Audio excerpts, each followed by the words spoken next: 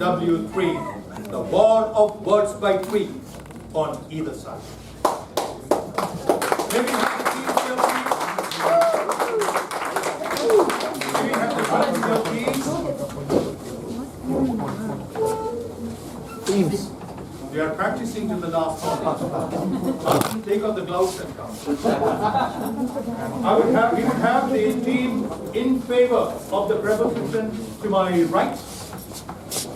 The team in favor of the preposition to my right. Taking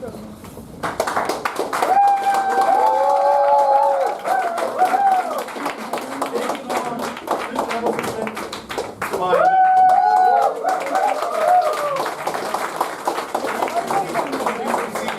Nerupuda. I will also be seated. Please be seated. I will also be seated. Friends, a little bit of introduction is required. You will notice a slight gender imbalance. Understandable when argument is the main weapon. Few points to help the audience to appreciate and evaluate the debate presentations. The preposition is ego drives human progress. Being the first debating session, a simple format has been adapted and made even simpler. So that's a caveat straight away. Today we are following a unique debating format. Each speaker will have 5 minutes to speak. The only difference is the last speaker would not, each and either side will not bring up a new point, but would expand on what has been spoken by his or her teammates, and of course, what you call oppose the opponent's viewpoints. Audience will also appreciate that the basis of debate is argument. As you marvel at the ingenuity and mental calisthenics of the debaters when they defend and also counterpunch, look for fallacies. Fallacies are no-balls. They look like genuine arguments. You heard some of them demonstrated a little earlier, pointed out by Toastmaster Sundar Ram. For example, I tried one. 4 out of 6 debaters being women is no conclusive proof to imply that women and arguments are congenital twins. Fact is, do we need a proof at all? That is another debate. Please also note that the last 2 speakers on either side will only talk about points that have already been mentioned. The time, my apologies, timer sir, is 7 minutes, 5 minutes maximum, with the last sentence being spoken within a reasonable length should be complete. Otherwise, we will mute your voice. Sorry, I didn't get the last. Green at 4. What do you mean by the last? Number 5. After the 5, that sentence which is being spoken should be completed within a reasonable length. The audience will protest if it's longer.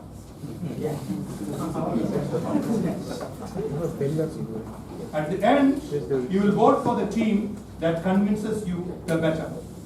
Also, you will vote for the best debater out of these 6. Now, speaking in favor of the preposition, which is, you familiar with the preposition? The preposition is ego drives human progress. Speaking in favor is the team led by Toastmaster Gopika, with Toastmaster Tushar and Toastmaster Janani in support. They are opposed by a team led by Toastmaster Sarthi, with the team members being Toastmaster Anusha and Toastmaster Siddhika. To introduce the speakers, the bravery award for them being the first to volunteer. Yes, we will introduce them now so that the debate goes on seamlessly.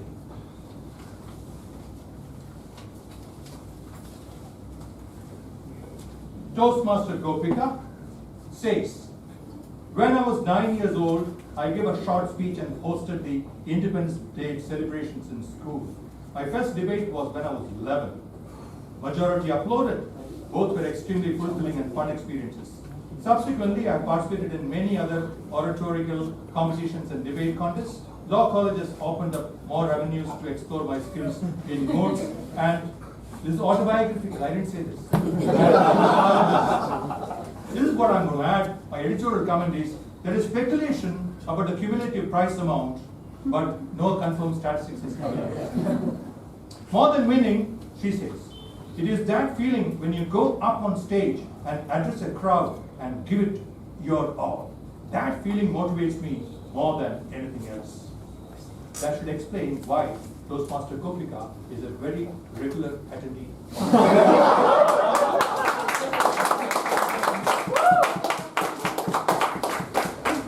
As for the theme, she says, the theme reiterates that everything and everybody in life can't be judged and classified as good or bad, black or white. That tinge of gray is inevitable. Toastmaster Gopika. Opposing her, leading the team that opposes her is Toastmaster Sarthi.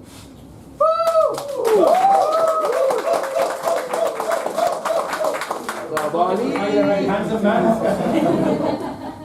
Third standard is when he started off.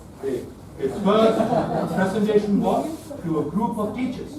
The subject explained why he has been disrupting the class. Then in the 7th standard, in a Nairobi school, he participated in the Model UN, representing Paraguay.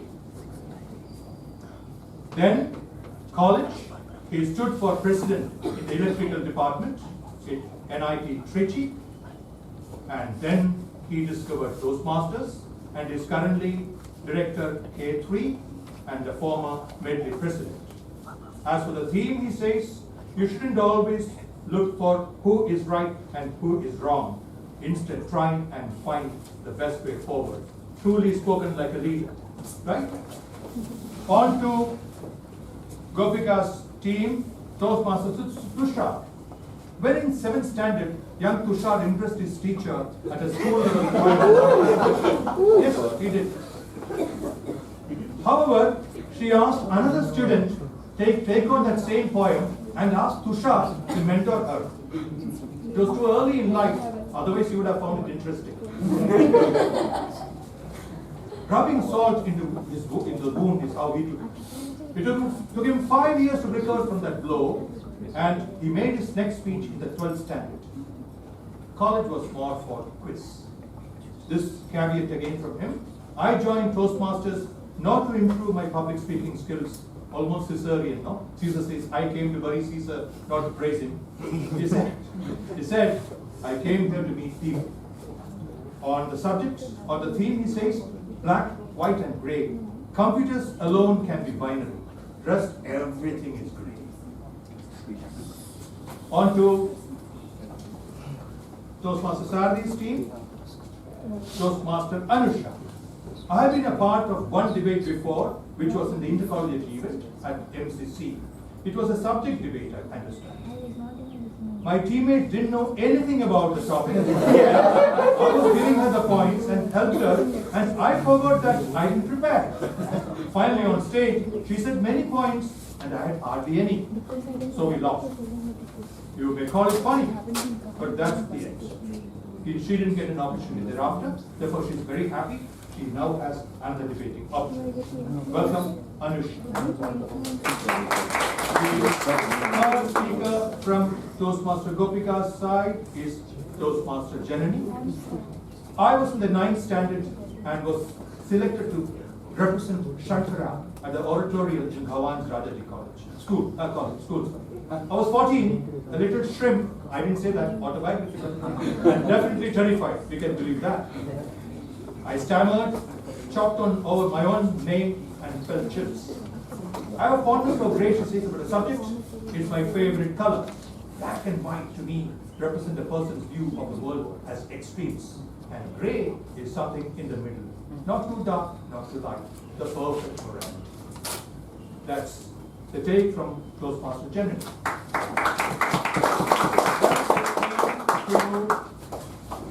Toastmaster Siddhika.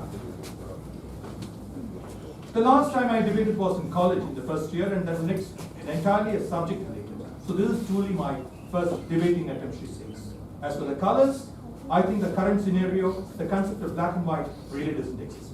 It's more of which shade of gray a person is. Does he have more of black or more of gray? If you notice, these debaters, in their interpretation, has added another meaning which I did not propound to the theme of the day. Wonderful. Thank you for supplementing me with that. Now, shall we begin the debate? Yes. Yes? Yes. Begin. Ego drives human progress. Moving the proposition is Toastmaster Leonard.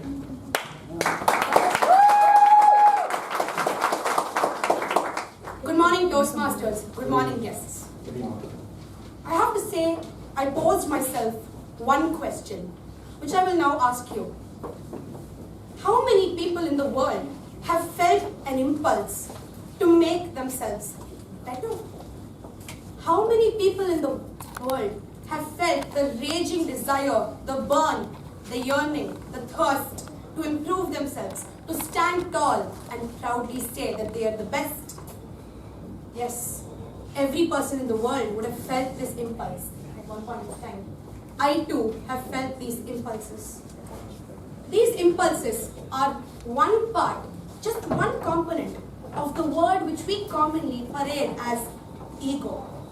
What is ego really? Merriam-Webster's dictionary defines it as a state of self-image where you are concerned with how you see yourself and how the world sees you. It's something that has been given a negative reputation. Ask yourselves how many times people have said to you, "Oh my God, you have such a big ego," in a negative way. Or, "You are never going to get anywhere in life because you have an ego." Why is it that this three-letter word has been given such a horrible reputation? Has it been deservedly given it or undeservedly given it? Have people ever tried to question the possibility that possessing an ego might not be a bad thing, might actually be used for good? Let's see that possibility. Let's see an example of the 2016 Rio Olympics. How many of you watched the Rio Olympics? I pose a question to the audience. Yes. Now, how many of you saw Usain Bolt winning the 100-meter race? Yes. You saw Usain Bolt winning the race. You saw that pure smile on his face as he defeated everybody else and broke the world record and finished off with a celebratory dance, showcasing his happiness. Usain Bolt is the world's greatest runner. Nobody disputes that Usain Bolt is the world's greatest runner. Usain Bolt got into athletics because he loved running. He loved the rush of running. But the reason that he broke so many world records, it was that push, to push himself to cross the finish line before everybody else. And what did that result in? Him becoming the world #1, breaking more records than people care to say, and winning numerous medals, and finishing off in style. Another example from the 2016 Olympics, Michael Phelps. Michael Phelps is the world's greatest swimmer, arguably. He came out of retirement to compete in the 2016 Olympics. The reason, he said, was he wanted to go for glory one more time. And Michael Phelps again won medals in the same race and retired again in style. Nobody has said one negative word about Michael Phelps coming out of retirement and besting everybody, or Usain Bolt besting everybody. That's because that same drive that we call ego fueled both of them. Another example can come from the state of America. We have all touted America as a dream state, a state that people want to visit, the world's superpower. Why is it that America gets such a good reputation? It's because America is a successful country, because it constantly longs to better other countries. It puts in the effort, the numerous hours. The capitalist economy of America, where it's a free market force, every producer tries to outshine and sell each other out, has led to America's capitalist economy dominating the rest of the world. This has led to the country growing as a superpower, and nobody has said one word about America's ego leading to them fighting to stop.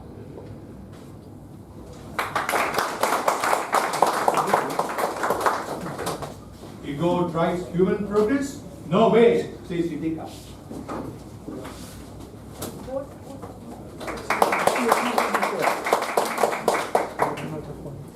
Harvey Mackay, a businessman, once said, ego stops you from getting things done and getting people to work with you. That's why I firmly believe ego and progress are not compatible. Fellow Toastmasters and welcome guests, we, the opposition, firmly believe that ego does not drive human progress. For the simple reason that they can be compared to the like poles of a magnet. They always repel each other. To present our case, we have built it on 3 levels. At the first level is progress of an individual, progress of career, sorry. We all want to succeed in life. We all want to climb up the ladder to success. But the question is how? We might say determination, perseverance, but what is of utmost importance is that we shouldn't have ego. Let me share a small story. Sir Benjamin Franklin, one of the founders of US, he returned to Boston on a visit and he was just employed at a print shop.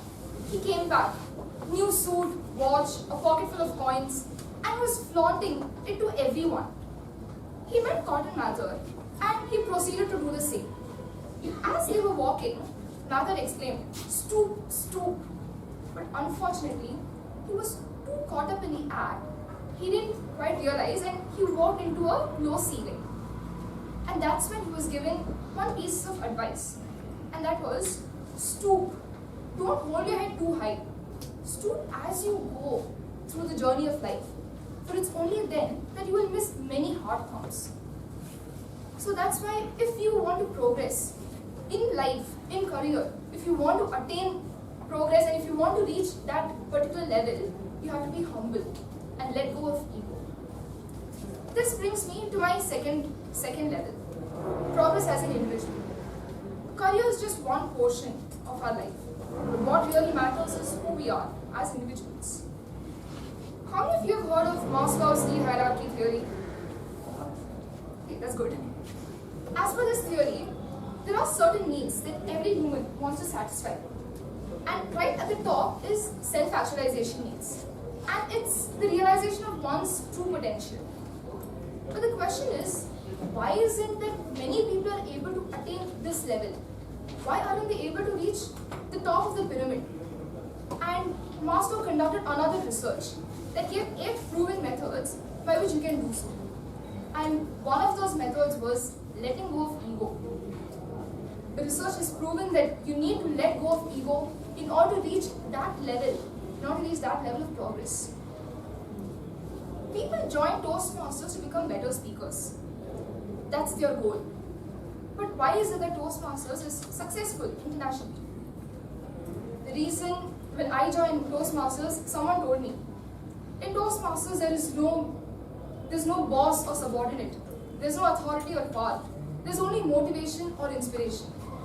In short, there is no ego. And that's why people are able to evolve as better speakers. Lastly, we've all grown up listening to tales, fables, and one of them was Snow White. In Snow White, there was a queen, and the only thing that ultimately resulted in her downfall was ego. That really drove her to act in a very impractical manner. And before you all say that that's fiction and we live in a different world, there's a difference between fairy tale and reality. Let me tell you all, we might live in different worlds, but ultimately we have the same values. We have the values that are handed over right from ages, and this is just one other medium from which we get values. Before I close my debate, before I close my stance, I have a few rebuttals. The first speaker of our proposition, she mentioned that people won at the Olympics because of ego. They want to be a little better than everyone else. But let me tell you, it's not just ego. Or rather, it's not ego. It's actually determination, motivation. That's what drove them to succeed. And with this, I rest my case, and I say once again that ego doesn't drive progress. Thank you. Digital Toastmaster Tushar getting restless, wanting to spread the piece of the argument. That's opportunity. Good afternoon, Toastmasters. Toastmasters and welcome guests. We all know the story of man who was driven out of his company by the person whom he had hired. He went on to start his next venture called Next and bought stakes in Pixar, ultimately made them into successful enterprise. On the other hand, his first company was floundering the head start it had. Finally, Apple decided to bring in Steve Jobs, and rest is history. Now, is Steve Jobs the only example of ego driving development?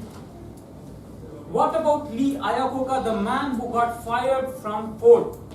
He redeemed himself by pulling Chrysler out of bankruptcy. Now, you might be saying that he was helped by a team. If so, why did Chrysler falter again after Lee Iacocca resigned from Chrysler? It was the ego, the drive to do better, and belief in oneself that made such people stand out and become harbinger of development. Fidel Castro and Ho Chi Minh, two small men from Cuba and Vietnam, two small nations, in fact smaller than most of the American states and way behind the development index of America. Still, their stubbornness defeated America. Not far away, Chiang Kai-shek had support of Western government, yet he surrendered to the ego of Mao Zedong. Today, Canada is a peaceful country, but it was not always so. In 1970s, when Canada was battling communism, two of its high-ranking officials were kidnapped. How did Pierre Trudeau respond? He responded by invoking emergency. One particular reporter asked him, "How far would you go to solve the problem?" And he replied, "Just watch me." To a novice, it may sound arrogant. To a novice, it may sound ego. But it was his ego that made Canada what it is today. Friends, movement don't start with a grand convention. It starts with just few people, or maybe just one. Isn't it that right? That's why all revolution throws up just one leader, be it Jinnah, Mujibur Rahman, Kamal Pasha, or Gandhi. When Gandhi joined Congress, Patel, Jinnah, all were already part of the Congress. Yet Congress was just an elite club of English-speaking lawyers. But it was Gandhi who transformed the Congress into a mass movement, and during which he stuck to his principle, he stuck to his belief despite opposition, despite making enemies. He dug in heels and he stayed there. History is replete with such examples where one man's personal belief results in development. Initially, the man is termed a loser, short-sighted, egoist because of not listening to other people. But when the man stands tall, they say he's an iconoclast. His success was driven by motivation or journey, without realizing that the very fact behind that motivation was his willingness to better everyone, was his ego to go beyond. Let's take example of Nobel Prize. Nobel Prize for physics, chemistry, maths. Is it given to a team? No. But all scientific experiments are done by a team. But still, that prize is given to a person, to the leader, because it is his vision, it is his drive that made the change, that made the experiment success. Finally, let's talk about common man. Let's talk about you and me. Every young man on cusp of starting a journey, every Toastmaster, when they see Thomas Sir speaking, they want to have diction like him. When they see Alex They want to have that overwhelming presence on the stage. It is his willingness, his drive for it, and hence strives for it daily. It is his ego to fulfill his ambition which drives him to go forward. See, now we know why he was raring to go. He had a lot to show. Now I am sure that the next speaker will keep aside old friendship, even young friendship, and will go to punch in the next 5 minutes. Toastmaster Anusha. We have talked a lot about career progress. In a typical work environment where everyone is so involved or so much concentrated, focused on improving oneself, progressing oneself, ego is found in abundance. That's when the ego and politics gets into the picture and ruins everything. This concept of collective progress has become a long forgotten tale. Even our opponent Tushar has forgotten that. He said Steve Jobs was chucked out of Apple, and then it was his ego which drove him to form the next. But in the first place, why was he thrown out? Because there was no collective progression in. Everyone tried to build their self. There was no coordination, cooperation, nothing, no teamwork, and thus Steve Jobs was thrown out. This day, we are so self-obsessed with ourselves. We always try to think we are the best. I am the best. And in that connotation, we lose track of our goal. And are we progressing? No, we are not. Not just that. The term progress has always been prefixed or suffixed with this word career, but it's not limited to career. Progressing in one's own life as such is equally or rather more important than progressing in one's career. You all would have come across someone who is unimaginably successful, yet unhappy. Toastmasters, what do you think is the reason behind that unhappiness? What do you think is the reason behind that unhappiness despite being so successful?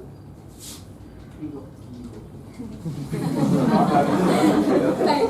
So, okay, it's not exactly ego. There's a psychologist called McClelland. He has come up with 3 things which a person requires to be happy.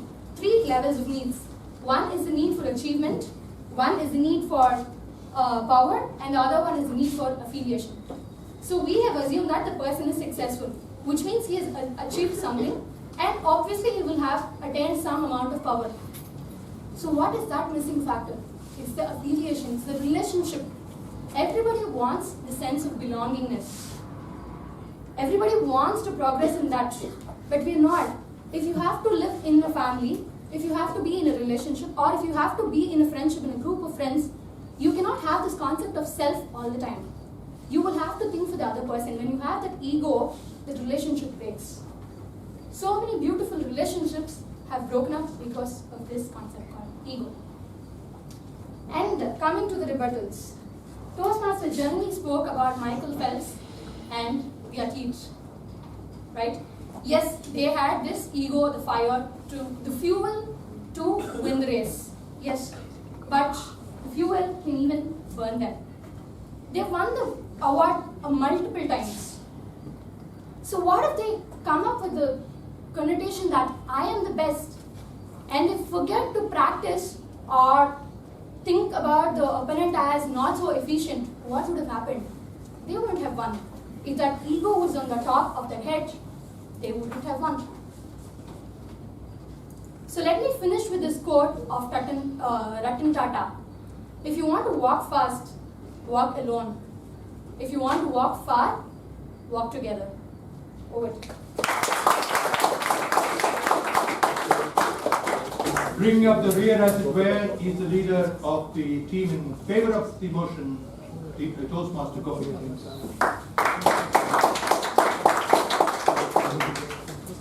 So, good afternoon, everyone.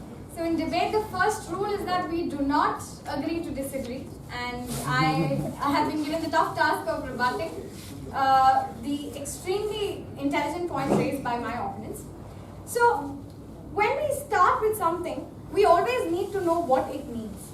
So, we have used this word called ego in different contexts, in different connotations.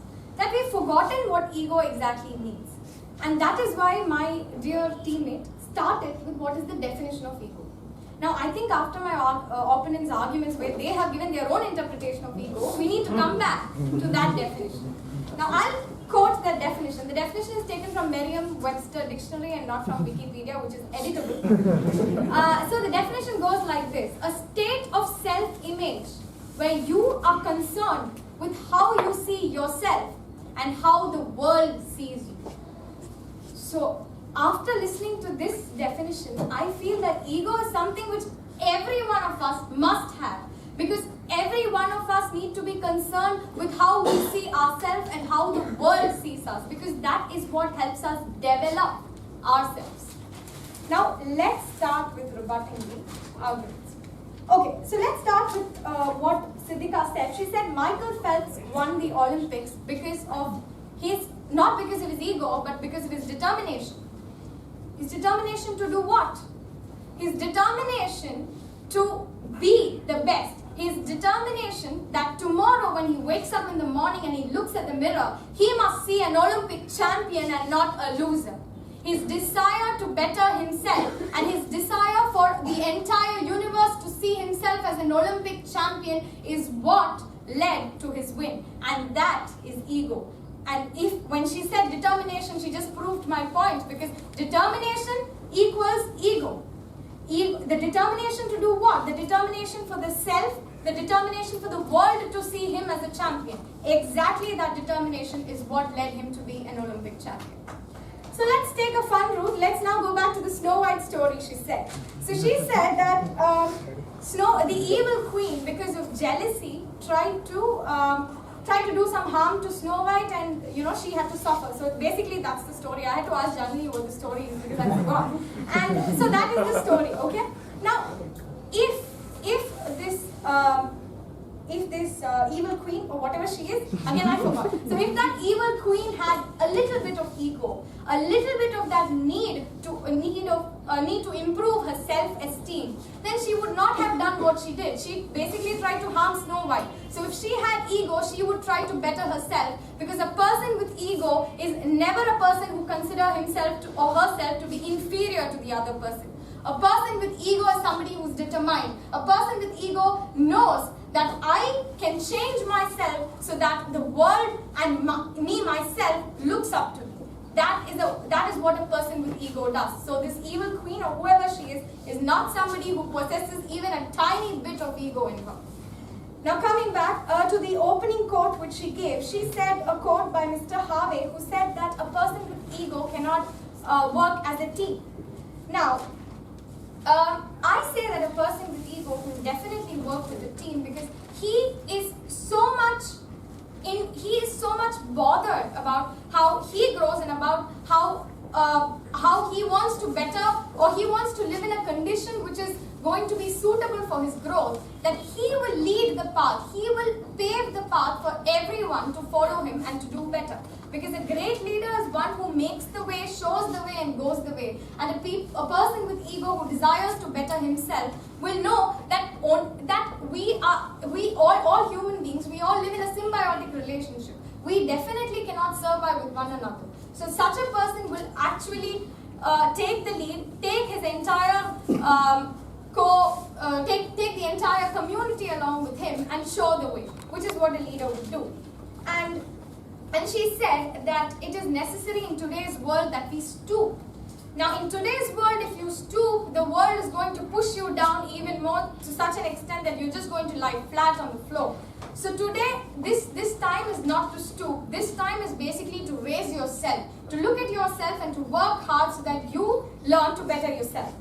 Then, okay, and then she said that individual progress is not going to lead to collective progress. That I do not agree with, because only if the individual learns to better himself, only if a person, just like we say that only if a person is correct. Okay, I'll ask. And for some rearguard action, Dhoni would do is Captain Sati.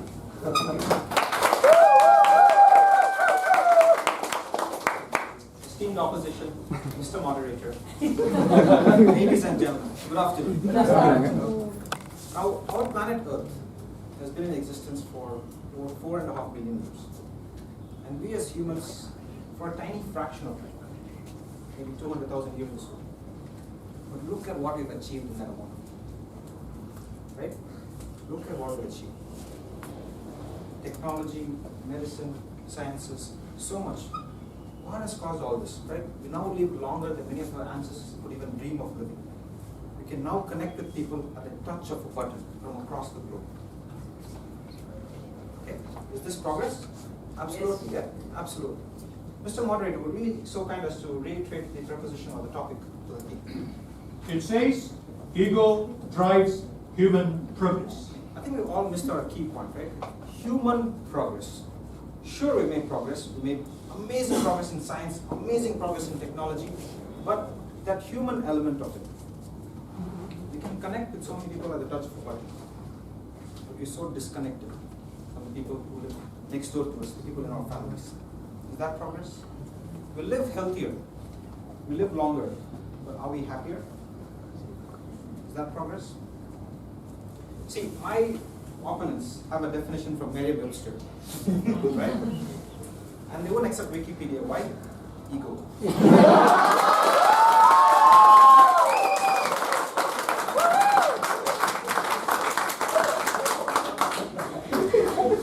Or would you be so kind as to repeat that definition? You should have listened.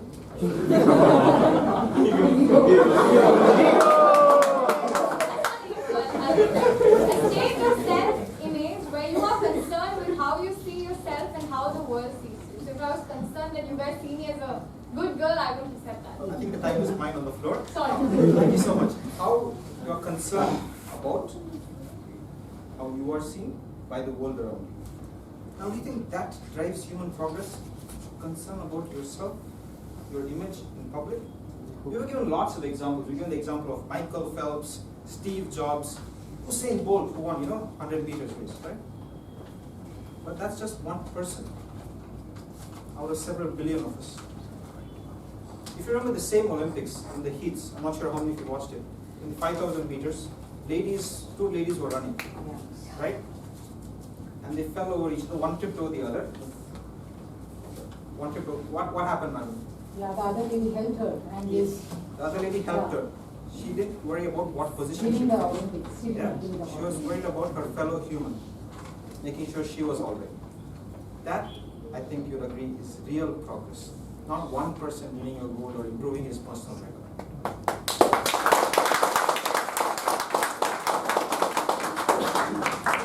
Now, I'm sure we get a lot of examples of inventors like Steve Jobs, right? Would you agree Einstein is equal to, if not better than Steve Jobs?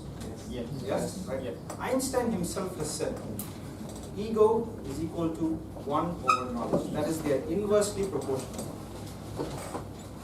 Okay? And the reason is because when you look at ego, you're concerned about what thing that you do will make yourself seem better by everyone around you. You're not concerned about what can help someone. If I do this, will it help the people around me? And that's what my opponents have missed out. They're worried about a single individual versus the entire human race. And if you come back to the Olympics, right, we've had a lot of examples about Olympics. Russia didn't have as many gold medals in this Olympics. You know the reason? Doping scandal, right? Now, why would someone go to the extent of doping themselves artificially just to get the highest gold medals? Just because of ego of how they perceive? Is that human progress? And we were given the wonderful definition of a leader. One who knows the way, goes the way, and shows the way. Right?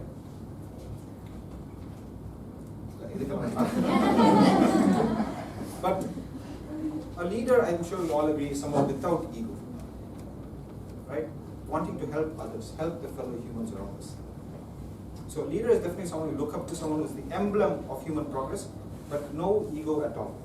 And we had a wonderful fairy tale, which our opponent tried to brutally attack us without caring for a little girl who loves that Snow White story. Just to win. Why? Ego. Now coming to that, we have achieved so much in this time in our planet. But would you say we have left the planet in a better place for our future generations? Global warming, etc. But the governments are doing nothing to stop it. You know why? They want to industrialize, become better, forget about future generations. Why? Ego.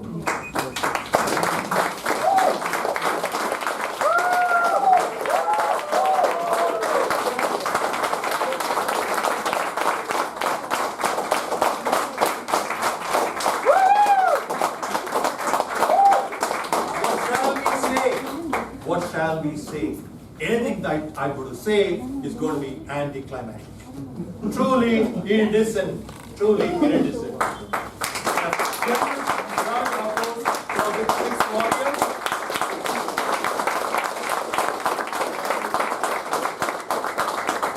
It's now time to take a long breath and vote. To start with, timer, could you kindly confirm which of the speakers were within the time? Is it both for table topic session? Yeah, both. In table topic session, As the names are called, the qualified